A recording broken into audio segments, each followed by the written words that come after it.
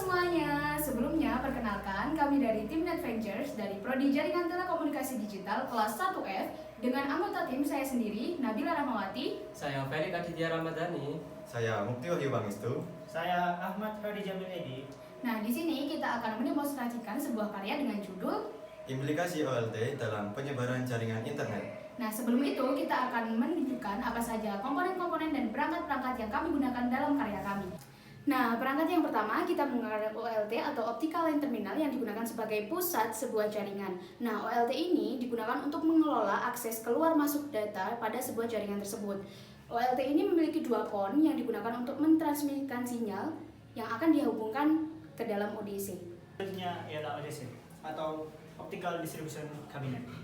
ODC ialah tempat instalasi jaringan single mode untuk jaringan akses FTTH atau Fiber to the Home. Nah, ODC sendiri berfungsi sebagai pusat atau induk dari para ODP yang ada di daerah yang akan dilalui oleh internet. Perangkat selanjutnya yaitu ODP atau Optical Distribution Point. Perangkat ini merupakan perangkat terakhir yang akan terhubung ke modem-modem milik klien. Perangkat ini menggunakan splitter 1:8. Perangkat yang terakhir adalah router. Nah, router sendiri biasanya terdapat di rumah klien yang berfungsi sebagai untuk menyebarkan lalu lintas jaringan yang dari serat optik ke wireless yang bisa kita akses melalui HP atau perangkat-perangkat yang lain yang berada di rumah pelanggan tersebut, semisal kayak TV, HP, dan perangkat-perangkat alat elektronik yang lainnya. Nah, di sini saya akan mendemonstrasikan bagaimana OLT dapat menyebarkan internet dari OLT sendiri untuk sampai pada router yang ada pada rumah klien. Nah, OLT ini memiliki dua pon yang akan dihubungkan melalui SFP.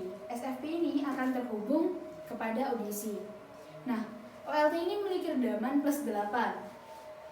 Kemudian, OLT yang tadi dihubungkan akan berada pada ODC. Outputnya akan ada pada ODC. Di sini kita menggunakan permisalan ODC ini terletak pada Kecamatan Bumi Aji. Nah, ODC yang saya dan tim gunakan itu adalah menggunakan splitter 1/4. Nah, kita menggunakan 1/4 yang pertama dan 1/4 yang kedua. Nah, splitter 1/4 yang kedua ini akan dihubungkan kepada ODP-ODP. Di sini kita menggunakan dua ODP. ODP yang pertama ini kita misalkan ada di Desa Gunung Sari, kemudian ODP yang kedua itu ada pada Desa Pesanggerahan. ODP yang kita gunakan ini menggunakan splitter 1:8 yang mempunyai redaman -10. Nah, output dari ODP inilah yang akan kita hubungkan kepada router-router yang berada pada rumah klien. Nah, pada settingan router sendiri sebelum terhubung kepada ODP, nah, maka pon yang di dalam modem akan berwarna merah. Nah, supaya modem ini bisa menyalurkan internet, maka kita hubungkan kabel yang berasal dari ODP sendiri. Nah, setelah kita hubungkan, maka pon akan berwarna kuning yang bertanda akan modem tersebut sudah dialiri internet. Nah, untuk settingan router sendiri, maka kita memerlukan browser untuk menyeting pada router tersebut dengan IP yang berada di belakang router tersebut dengan IP 192.168.1.1.